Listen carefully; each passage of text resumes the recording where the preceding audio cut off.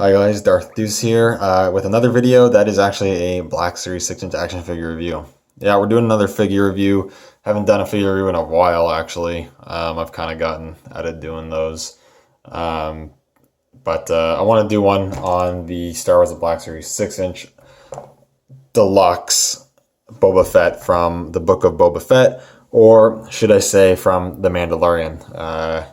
This figure is accurate to how he appeared with his repainted armor in The Mandalorian. It is not accurate to how he appeared in the Book of Boba Fett, but the deluxe figures packaging says it's from the Book of Boba Fett. That's a small gripe right off the bat, but I have a fair amount of gripes with this figure.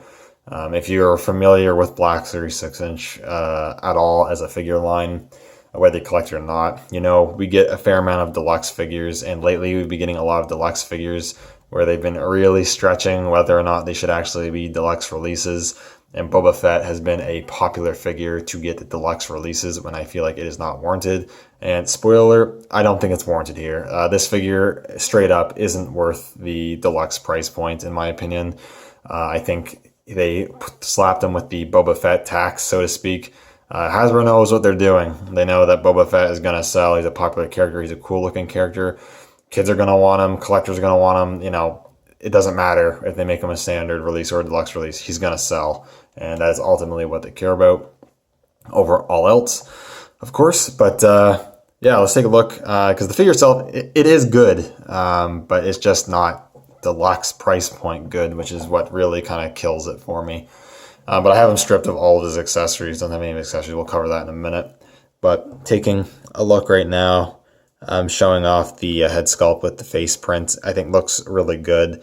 I do believe this is reuse of the Tython Boba Fett, which I do not have yet. It's kind of funny I was able to get this one before the Tython Boba Fett. I think a lot of this figure is actually reuse. I'm going to go on a few assumptions here, so you can correct me if I'm wrong. But a lot of it is reuse of Tython Boba Fett. There's some reuse of the Deluxe Return of the Jedi Boba Fett, and then there's some new pieces. The head sculpt, I do believe, is reuse, but I mean, it makes sense to reuse it. And I think it looks really good. The scarring, for the most part, looks good. It is a little glossy, which is a common thing with the Black Series figures, but I think it looks pretty good. And then the torso piece is new. This whole scarf section is actually molded onto the torso as part of the torso armor mold, and you've got these little fabric flap things on the shoulders. So that's new, and it looks really good. One of the things that is nice is the original promo shots. The colors looked honestly pretty terrible on this figure. Luckily, in the final product release, the colors look a lot better, look a lot more accurate, which is good. And all the paint apps that are here are painted really well, really accurately. He's got his emblem there. The red in there is really nicely done. There's silver in there, which is good. The silver for the damage also looks pretty good. The back's pretty plain, but you've got the little straps where his jetpack would go. The upper arms, I believe, are new because they have the shoulder pad molded on, whereas the previous Boba Fett deluxe figure, the shoulder pad was a part of this torso piece, overlay piece. However, the forearms are taken straight from the Return of the Jedi Boba Fett, and the hands, I believe, are taken from the Tython Boba Fett. But they look pretty good, although I do think there are quite a bit of paint apps missing on the gauntlets. They look pretty bare. And like I said, with deluxe release, you expect more paint apps, especially when this figure, which you'll see, doesn't come with any extra accessories. He's not a bigger character, so there's no more extra plastic. That doesn't warrant the deluxe price. So maybe extra paint, but no, you really don't get any extra paint. You know, you get the minimum, in my opinion, for paint apps here. The belt, though, which I believe is a new piece, does look really good. The pouches look nice. You got a darker brown on the underside there, and then the gold buckle is cleanly painted, which looks pretty good. And he's got his holster there, which is nicely sculpted, actually. It actually looks like actual leather. It's not, but it looks good. And you got these two plastic flat pieces, or fabric pieces from his robes, which are soft plastic. They get out of the way. I do really wish these were soft goods. The plastic might look a little better, but for posing, like if I have him in an action pose for any length of time, this is going to warp and get stuck in the position, which is a small gripe because it is easy to fix, but it's still worth mentioning. The legs, I believe, are reused from the Tython Boba Fett. They are the big baggy robe legs, which are inaccurate to the Book of Boba Fett. The Book of Boba Fett, he should have the more form-fitting black pants. Then you have the knee guards here. Not sure if these are new pieces or not, or if they're just reuse, just glued on. I don't know, from the deluxe figure from Return of the Jedi. I don't know. And you have the boots, which I do think are reuse from Untitled Boba Fett as well. Again, these is another part that's inaccurate for Book of Boba Fett. In the Book of Boba Fett, these are the same color as the gauntlets, or pretty close to the same color as the gauntlets. They're not this gray color. So yeah, this is definitely a Boba Fett from The Mandalorian, 100%. He does have the cables here on the gauntlets. They go up to the shoulder as opposed to being cut off here, which is the same on Cobb Vanth. And I have the same issue I have on the Deluxe Cobb Vanth, where if you want to get the full range of motion in the bend, you actually have to rotate the gauntlet inwards to get the full bend. Otherwise, you don't have enough slack for these cables, which kind of sucks. I think they definitely should have had a bit more slack, because it's not a big deal to rotate the gauntlet, but it is kind of weird. The gauntlet shouldn't be turned like that when he has his hand like that. That may be a little bit of OCD right there, but it's just worth mentioning, I think. Posability wise, you got a ball joint or dumbbell joint, I think, in the neck, which gives decent range of movement, all considered. It is a little bit hindered by this plastic scarf piece, but or the torso, but that's okay. The shoulder joints are cool, move decently, but I am really scared to move this one. For some reason, that one doesn't want to move very well. I don't know why. Probably just my copy. I don't want to break it, but for some reason, it's resisting me. I don't know why, but they go up to about there, a bit shy of 90. And you have your swivel at the elbow as well as the hinge. They go a bit past 90. Again, being careful of those cables. A rotation at the gauntlet, and then rotation at the wrist with up and down at the trigger hand, and then in and out at the supporting hand or normal gripping hand, whatever you want to call that. Torso joint, which actually moves pretty decently. Actually, the crunch isn't very good, but it's okay. He has okay pivot, and it goes back a fair amount. It's not bad. Pretty standard for Black Series. Hip joints, you can move out fairly far. Kick out okay. Not all the way out, but pretty close. Swivel cut at the thigh. Single hinge at the knee, which goes just slightly past 90. And then you have a rotation at the boot, which is kind of pointless, but it is what it is. I won't argue about more articulation. Then you get hinges at the ankles, which I'm going to be honest are a little ugly looking, but not too bad. I wish they moved forward a little more, but they move forward a little bit. And then you have ankle pivot. So pretty much standard fair articulation. Nothing too crazy going on. Nothing innovative or anything like that. He poses pretty well.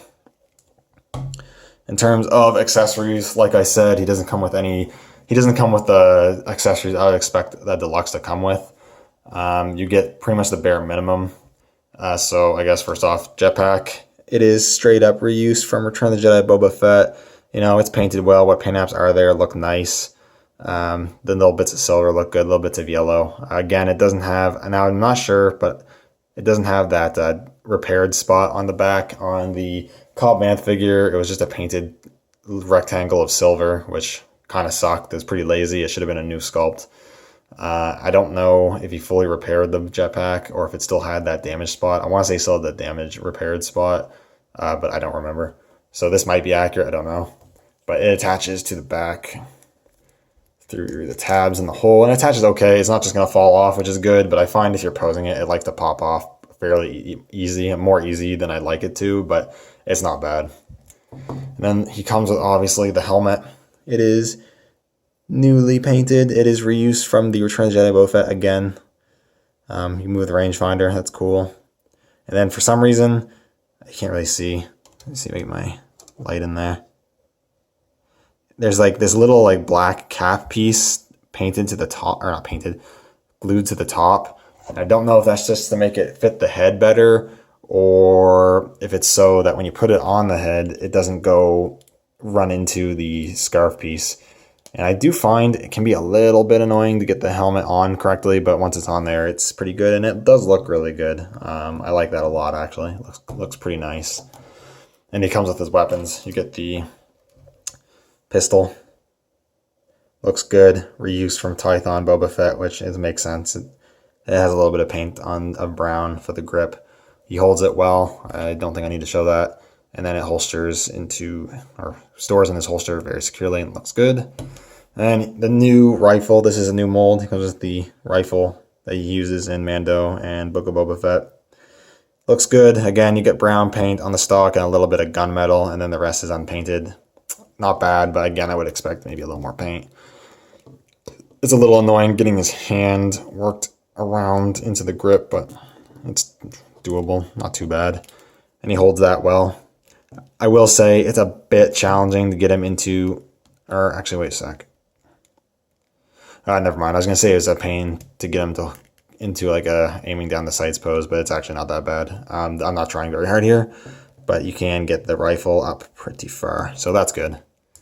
But yeah, that's all the accessories you get. You don't get anything else. I definitely would have liked to see them at least include the jetpack thruster effects and the gauntlet flamethrower effects that the Return of the Jedi Boba Fett came with.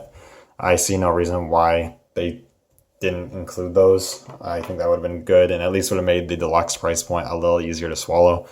Just so you can tell, I do have the Return of the Jedi effects here, and those do go in, no problem. And then the flamethrower effect, which I probably don't even have to show, but we will anyways. You can also attach that, I believe, no problem. Yeah, so those effects, they could have easily just reused them, and I would have been okay with it. I think that would have been great if they included those. I don't know why they didn't, but yeah, that's the whole package. And also, another thing to point out, I kind of forgot, is these the dart launchers on the knees are completely unpainted, and I think that looks terrible that they're yellow. Obviously, they're not super noticeable, but that's pretty bad that those aren't painted on a deluxe release. But we'll do some comparisons. So I think it's first and foremost, Return of the Jedi Deluxe Boba Fett. I think it's just pretty obvious that the paint apps are just a lot better on this Boba. And obviously he has more battle damage, but you got the battle damage all over. You've got the dart launchers on the knees painted. You've got more painted details on the gauntlet. You can see that part's silver. This one is not.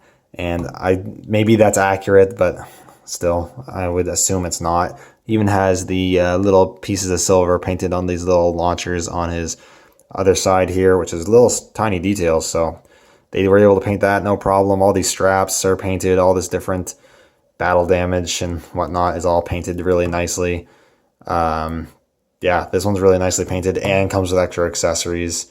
And then they didn't do any of that with this figure, which is really unfortunate. But that's how they look. I will say the shape of the helmet on this one's a bit better, but that's a small thing. And then here he is with a more recent deluxe release. Here he is with Cobb Vanth, who I also don't think is worthy of the deluxe release. He is also missing paint apps. He also doesn't come with any of extra accessories. He has a little bit more new tooling than this figure does, but again, don't think it's a deluxe release. I still really like the figure, but yeah, I don't know. But they look pretty good together. Put that up a little bit. There we go. Here he is with the Black Series Mando. They look pretty good together, although I really don't like the helmet on this Beskar Mando. Then here he is with a SH Figuarts Mando, which is the Season 2, the recent Season 2 release, which would be more accurate to go with this one. And I think they actually scale pretty good together. Sometimes SH Figuarts skews a little too small, and you could still probably make that argument with this, but I think it's pretty close. So overall, do I think this is worth the deluxe price point? No, I don't. I mean, it's a great figure. Honestly, I hate bashing it so much because overall, I think it's, for the most part, a pretty good figure. But for the deluxe price point, I have to criticize it a little more harshly, and it doesn't have all the paint apps it should have. It has no extra tooling, no extra bonuses, there's no soft goods. He's not bigger than the average character. His come with extra accessories. You know, I don't see the deluxe value here. And unfortunately, the only way this is going to stop from Hasbro is if people stop buying these. And, you know, obviously I'm guilty of it as well, and I just don't see that ever happening. People want this version of Boba. Your only real other option right now is the SH Figuarts recent release, which not everyone can get. I didn't get a pre-order for that, unfortunately, but yeah, I don't know. kind of my thoughts on the deluxes right now. They're kind of not good, or at least not worth it. But I buy them anyway, so yeah, I'm part of the problem. But other than that, it is a good figure. Like, it is a good figure. I like having this figure. I like having this version of Boba. I've wanted a version of this Boba ever since he appeared in Mandalorian Season 2 this way. It's just unfortunate that it had to cost a bit more than I think it should have, but it is what it is. Overall, if you can get the SH figure arts, I recommend getting the figure arts. You're getting, I think, more value for your money there. If you can't get the figure arts and you really want this version of Boba, then I recommend buying this. If you can live without this version of Boba, then I recommend passing on it. That's kind of just my thoughts on that. But anyways, thank you guys for watching. Let me know what you think of the current deluxes we're getting from Hasbro Black Series down in the comments below. And I'll see you all in the next video. May the Force be with you.